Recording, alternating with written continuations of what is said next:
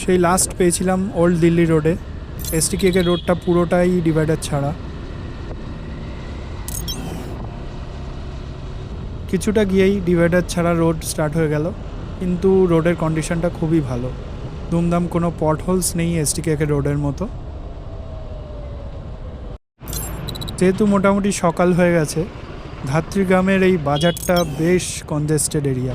এখানে বেশ সময় নষ্ট হবে, কারণ বাজার এরিয়া, কিছু করার নেই। অ্যাকচুয়ালি এখান থেকেই আমাদের রাইডটা একটু স্লো হয়ে গেল। এখনও সেই NH-12 ওঠার আগে পর্যন্ত আমরা একটু এরকমই স্লো যাব।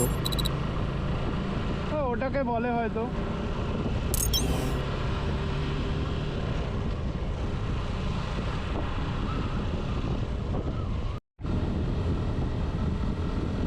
ধাত্রীগ্রাম পেরোতেই একটু রাস্তাটা ক্লিয়ার হলো। সামনে দেখতে পারলাম একটা ক্রুজার যাচ্ছে।